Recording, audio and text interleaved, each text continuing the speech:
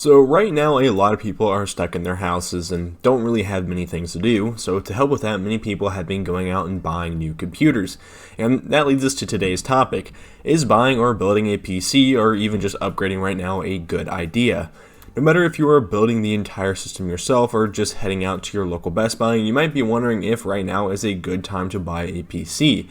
PC prices change just like any other commodity. The more demand and less supply of the parts can influence the prices of these parts by a massive margin. So let's take a look at our fan favorite PC on the channel, the Skytech Blaze 2. This PC has made its way into a number of my videos because of its great price to performance proposition and that it's available to almost everyone through Amazon shipping. So when I first did a video on this PC, the price for it was at $750, and I said at this price point, this PC is a steal. This was before the whole coronavirus thing, and as of now, the same exact computer can be found for $100 more.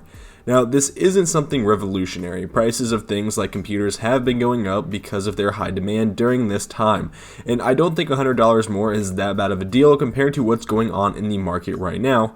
So what's up with the title and the thumbnail of this video? Why is it such a bad time to buy a PC? Well, it's a lot of things. We already discussed the first part, which is prices are going up because of high demand.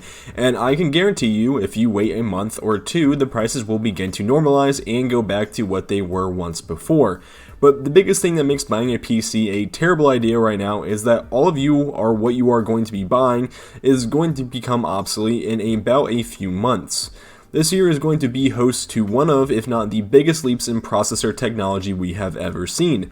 Nvidia, AMD, and Intel are launching their new chips this year, and from what we have seen and what has been said, all these processors are going to basically kill anything that was made before it, whether it be in price, performance, or both. So a lot of you might say that's all in a few months, and I'm not looking to be buying a top tier system. I just want to play my games at a decent quality, and right now most systems and parts that are available do that for me. This statement can summarize a lot of buyers' thoughts or people who are just looking to buy a PC right now, but there are a couple things I would like to shine some light on for people who may not know a whole lot about what happens when a new series of processors launch.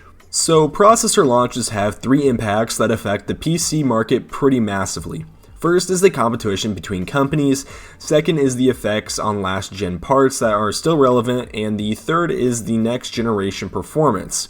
So let's get into competition. This one is pretty simple. If a company like AMD were to make an amazing GPU that completely wipes the floor with Nvidia would have to lower the prices of their cards in order to remain in the eye of consumers.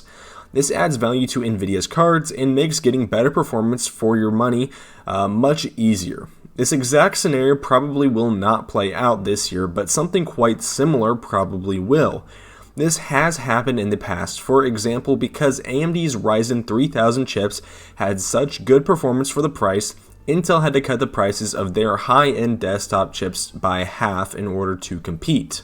As well, the effect that new parts have on the last-gen market is fairly high, as you would probably expect.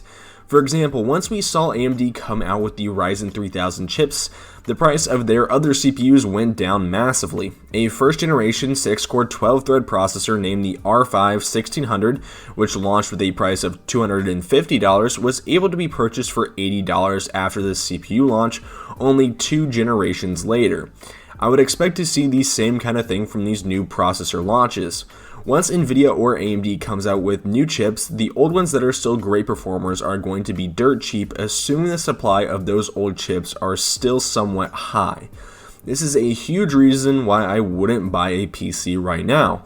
Most likely the parts that you are going to be buying are going to be a fraction of the cost you bought them for after this year's CPU and GPU launches. Next-gen performance is also something to consider when buying a new PC. For instance, if you are looking to buy a PC with a GTX 1660 in it, or just a standalone GTX 1660, your GPU is going to be crushed by the speculated RTX 3050. The 3050 is rumored to be Nvidia's new entry-level ray tracing card, and from what I guess, it's probably going to have better performance than the 1660 in gaming. The 3050, if it comes out, is going to have ray tracing support as well as many new features that Nvidia is going to put into their new GPUs. And assuming that the 3050 is going to be covering the same low end just as the other 50 tier cards have always done, it should be priced similarly or better than the GTX 1660. This phenomenon isn't just regulated to the low end. If you get something like an RTX 2070 Super, an RTX 3060 is probably going to have a better performance value and better features at a lower cost. Now, it isn't all doom and gloom for those of you who have recently bought or built PCs. While you might not have gotten the best value for your machine right now, you can still get better parts later down the line when you want to upgrade.